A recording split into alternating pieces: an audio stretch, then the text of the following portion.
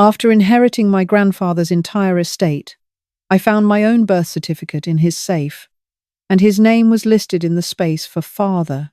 They say blood is thicker than water, but in this house I was a stranger. In the home where I grew up, I had two names. By day, I was Clara, the owner of a small flower shop where I lived among the scent of damp earth and roses. But when night fell, I was just a nameless shadow, moving silently through the kitchen. It was a role I was taught from a young age, drilled into me with words like, "You're the older sister, you have to take care of your brother," and enforced with the sting of a switch whenever I showed the slightest sign of fatigue. Resistance was never an option. My life was an endless loop. Every evening, after a long day at the shop, I toiled in the kitchen. My younger brother, Leo, would scroll through his phone, casually ordering, "Sister, get me a glass of water." My mother would walk in, not to ask how I was, but to criticize. "Is the soup bland again?" before turning to promise Leo more allowance. My father would come home, toss his leather briefcase onto the table, and point to his suit. "Iron this for me. I have a meeting in the morning." I had grown used to being invisible, and I knew only to accept it. There was only one place I could be myself. That was on Sundays, at my grandfather's estate, the Willows. He was the only one who saw me, not the shadow. He didn't ask about chores, he asked about new species of flowers.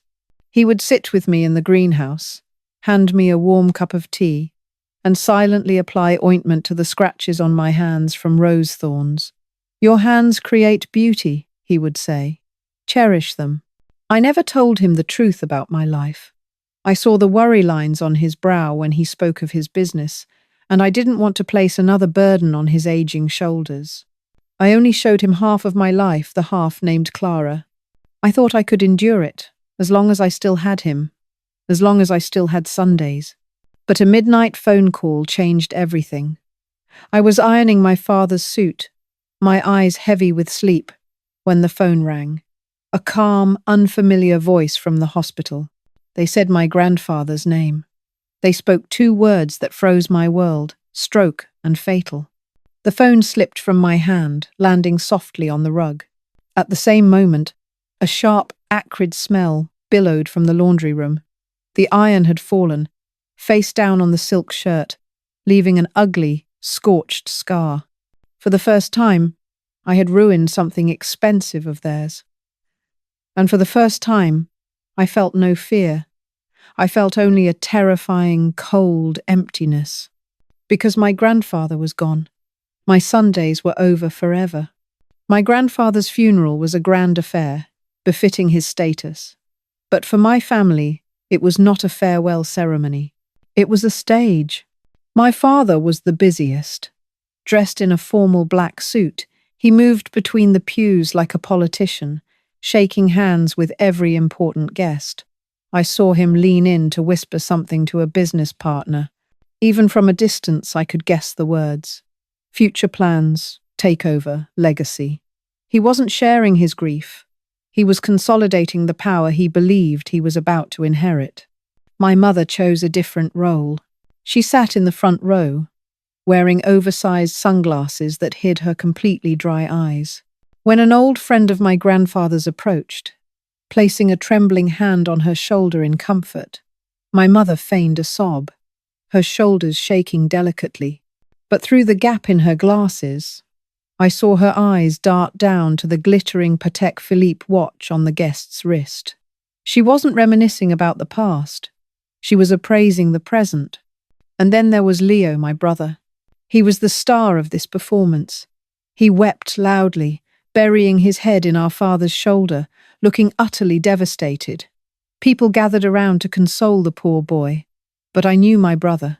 I saw, between sobs, his eyes quickly scanning the crowd, landing on the wealthy young women looking at him with pity. Leo wasn't crying for his grandfather. He was crying for attention. I sat there, among them, an unwilling audience to the tragedy of my own life. My grief was real. It coiled in my chest, cold and sharp, but I swallowed it down. In this place, among people wearing mourning clothes to mask their greed. Real tears were a luxury. They hadn't come to say goodbye. They had come to start a war. And I knew, once this curtain fell, their next target would be me. A week after the funeral, we sat in the office of Mr. Dubois, the lawyer. The room was panelled in oak, so quiet I could hear the tick-tock of the grandfather clock on the wall. My parents sat on a large leather sofa, side by side. My father placed his hand over my mother's. They looked like a power couple awaiting their coronation. I knew they had spent the past week planning. Sell the estate, liquidate the stocks. Around the world, trip to heal their broken hearts. They had already spent the money they didn't yet have. I sat opposite them, on a smaller chair, feeling like a supporting character in their story. Mr. Dubois, a kind-eyed man who had known me since I was a child, began to read the will. His voice was steady as he went through the bequests to charities and small gifts to long-time employees. My parents grew impatient. They were waiting for the main event, the part they considered a foregone conclusion. Finally, Mr. Dubois paused, cleared his throat, and looked directly at me. And as for the entire remainder of my estate, he read, including the residence known as the Willows, all investments, company shares, and all personal property. I leave it to my one and only beloved granddaughter, Clara. The room went silent. The ticking of the clock seemed to stop. I could hear the blood rushing in my ears. I glanced at my parents. The confident smile on my mother's face froze, looking like a mask about to crack. My father, who always maintained a businessman's composure, turned a deep shade of red. He let go of my mother's hand. "This is absurd." My father was the first to break the silence, his voice raw with unconcealed fury. He slammed his hand on the desk, making a water glass tremble. My father was clearly not of sound mind. "She's just a girl. He built an empire. It can't be handed over to someone with no experience." My mother turned to me, forcing a smile that was a grotesque twist of her lips. Her voice was sickeningly sweet. "Clara, darling, you see, your grandfather was old. He did this because he loved you. But you have to think about the family's future, don't you?" I didn't answer. I just looked at them, and for the first time, I didn't see disappointment. I saw fear in their eyes. The fear of people who were about to lose everything. And I knew the play was over. The real war was just beginning. That night, no one touched the dinner I had cooked. The food sat cold on the plates, mirroring the atmosphere in the dining room. My parents and Leo sat on one side of the table. I sat opposite them. We didn't look like a family. We looked like we were in a courtroom, and I was the one on trial. The pretense of sweetness was gone. My father pushed a stack of papers across the table towards me. "This is a power of attorney," he said flatly, his voice devoid of emotion. "You will sign it, transferring full management of the assets to me. We'll give you a monthly allowance, enough for you to continue with your little shop." I looked at the carefully typed words. I saw more than just greed.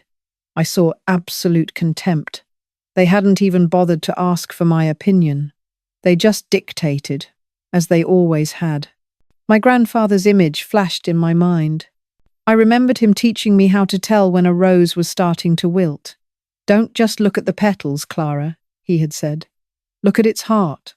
I looked up, into the hearts of the people before me, and I saw only emptiness. "No," I said. My voice was trembling, but it was clear. "I will not sign." A deafening silence fell. My mother's jaw dropped. Leo was the first to speak, his voice dripping with sarcasm. "What do you think you're going to do with all that money? Open a few more flower shops?" I ignored him. I looked straight at my father. His eyes turned to ice.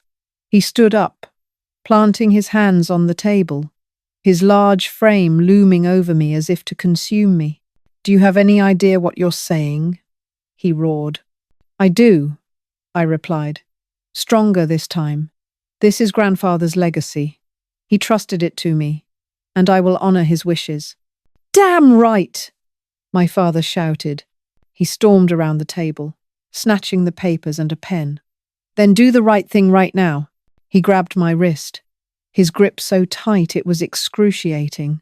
He tried to force the pen into my hand and press it down onto the paper. Sign it! He snarled, his face inches from mine, his breath hot with rage. My mother made no move to stop him. She just stood there, wringing her hands, her expression anxious not for me, but for the outcome. Leo was smirking, enjoying the show. A familiar, cold fear shot down my spine, the same fear from my childhood. But this time, something was different. A fire of rage ignited within me, burning brighter than the fear. I struggled. Let go! I screamed, ripping my arm away with all my strength.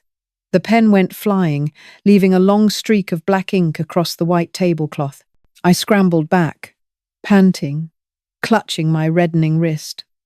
My father was momentarily stunned by my unexpected resistance. It was my chance. I didn't say another word. I turned and ran. I fled the dining room, ran down the hall, and tore open the front door. Get back here! My father's shout echoed behind me, but I didn't stop. I ran out into the cold night without looking back. For the first time in my life, I was the one leaving. And though my heart was pounding with fear, I felt a strange, exhilarating freedom. The life of the shadow was over. The life of Clara was just beginning. I ran and ran through the darkness, with no destination in mind. Finally, I stopped before the tall, wrought-iron gates of the Willows, my only sanctuary. I used the key he had given me long ago, and the heavy gates swung open like a welcoming embrace. That night, I slept in a guest room, the first uninterrupted sleep I'd had in years, free from the fear of being woken up to iron clothes. In the following days, I began my new life at the Willows. The estate was vast and quiet, every corner a reminder of him. One afternoon, while cleaning his study, I took down a large oil painting of a seascape to dust it. Behind it, set into the wall, was a hidden safe I never knew existed. My heart pounded. I tried a few significant dates without success. Finally, almost unconsciously, I keyed in my own birthday. Click. The heavy metal door swung open. Inside, there were no jewels or cash as I might have expected. Only a single old-fashioned file folder. Curious, I opened it. The first document I saw was my own birth certificate. I scanned it, but then a name made me freeze. In the space for father's name, it did not say Richard, my father. It listed my grandfather's full name. I read it again and again, but the words didn't change. Beneath the certificate was a long letter, in his trembling handwriting. I sank to the floor, my hands shaking as I unfolded it. My dearest Clara, it began. He told me a story from over 20 years ago, about his love affair with a young actress, the woman named as my mother on the birth certificate. She had become pregnant but feared a child would destroy her burgeoning career. He, fearing a scandal would damage his family and his company, made a terrible decision. He had asked his own daughter and son-in-law, the people I called my parents, to raise me as their own. In exchange, he provided them with an enormous monthly stipend, enough for them to live a life of luxury without ever having to truly work. He wrote that he had been wrong, that he regretted it more than anything, and he begged for my forgiveness. I read to the end, and the letter fell from my hands. A cold, hard truth pierced through me. My parents, Richard and Eleanor. They weren't my parents, they were paid caretakers. Incompetent parasites who had lived their entire lives on the allowance my grandfather sent for me. They lived in splendor on my money, yet they treated me like a servant, a maid. The shock hit me so hard I couldn't breathe. I crumpled to the floor, the documents scattered around me. The grief of losing him, the sting of betrayal, and an overwhelming rage surged within me. My entire miserable life, all those years as a shadow in my own home, were all built on a lie. and the people responsible, the ones who had prospered from my misery, were now scheming to steal the very last thing I had. No, I would not let them. The fire of my rage burned away my tears. The game had changed. I was no longer just protecting my grandfather's legacy. I was demanding justice for my own life. The following months passed in a strange, quiet focus. I lived at the Willows, learning to manage the estate he had left me, and gradually the initial rage subsided, replaced by a cold determination. I had cut off all contact with Richard and Eleanor. To me, they were already dead. One evening, while sorting through his vast archives, I stumbled upon his personal papers. I found a comprehensive medical report from a checkup conducted just 1 month before he died. I read every line. The doctor's conclusion was clear. Stable health, strong cardiovascular function, no signs of any abnormalities. A chilling contradiction rose in me. The hospital had concluded he died of a stroke due to old age, but this report said the opposite. I kept searching. On his computer, I opened his sent mail and found an email addressed to Mr. Dubois. My heart stopped when I read the subject line, regarding the termination of the stipend for Richard and Eleanor. In the email, he wrote that since I was now 22 and self-sufficient, he saw no reason to continue sending them the monthly sum. He intended to inform them that weekend. The date of the email, just 2 days before he died. No, this couldn't be a coincidence. A terrible, dark thought began to form in my mind. The next day, I secretly contacted the best private investigator in the city. I gave him everything I had, the medical report, a copy of the email, and asked him to investigate the night my grandfather died. 2 weeks later, the investigator called me. "Miss Foster," he said, his voice grave, "I have some information you need to know. First, a neighbour's security camera captured Richard and Eleanor's car, arriving at the Willows on the night of your grandfather's death, and leaving about an hour later. They lied about not being there." My throat went dry. "Is there more?" I asked. "There is," the investigator continued.